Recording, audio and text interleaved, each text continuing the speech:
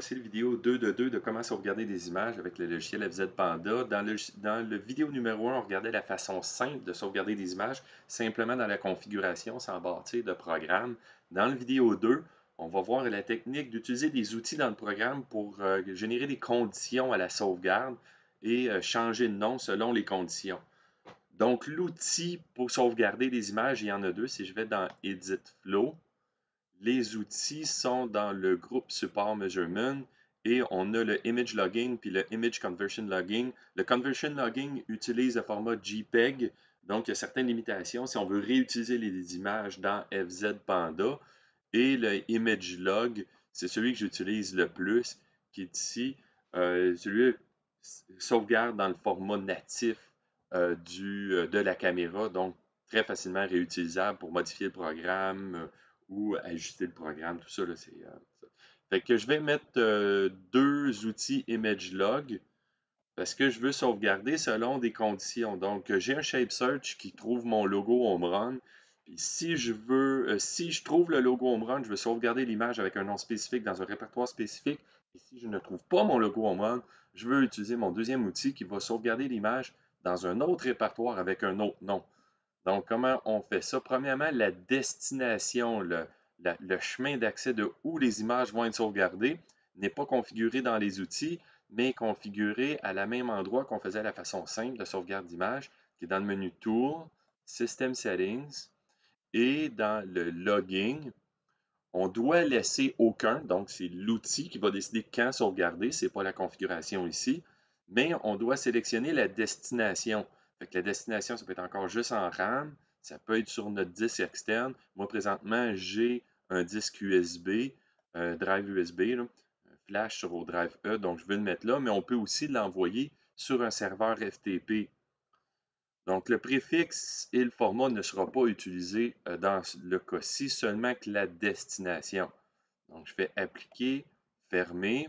Maintenant, si j'ouvre mon premier outil, je veux lui dire que j'utilise seulement les no good et je vais utiliser mon shape search, mon jugement. Et quand mon jugement c'est des no good, si je dis que c'est 1 et 1, parce que les jugements, c'est soit 1 pour good ou moins 1 pour no good. Donc, quand il n'y aura pas trouvé le logo Home Run, c'est dans ce cas-ci. Et dans la destination, je peux lui dire que je veux dire no logo. No logo, ça c'est mon répertoire. Puis je peux lui dire un préfixe, disons biz 1.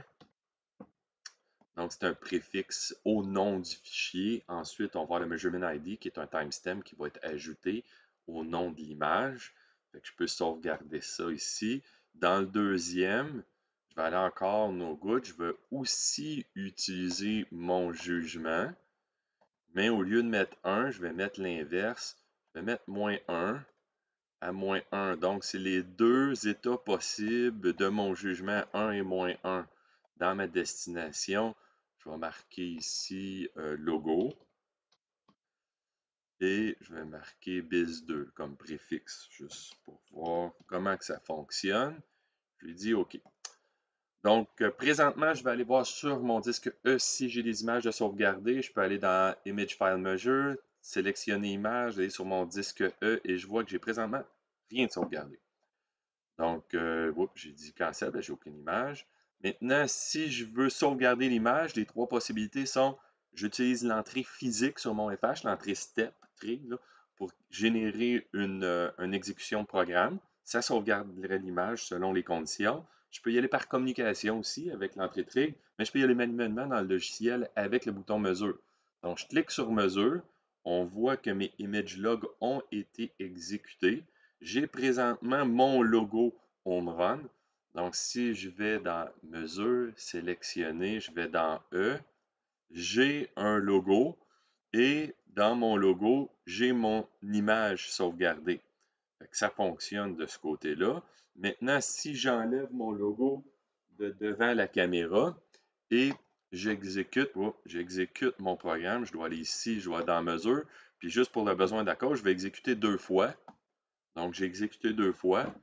Maintenant, si je retourne voir sur mon disque, qu'est-ce qui s'est passé? Je vais sur le drive E. J'ai maintenant un répertoire qui s'appelle No Logo. Et si je vais dans le répertoire, j'ai deux images parce que j'ai exécuté mon programme deux fois. Donc, c'est la façon de sauvegarder des images en créant des conditions. On peut avoir la quantité d'outils ImageLog qu'on veut dans notre programme selon la quantité de conditions qu'on veut générer pour sauvegarder les images sous différents noms à différentes destinations. J'espère que cette vidéo va vous aider. Merci beaucoup.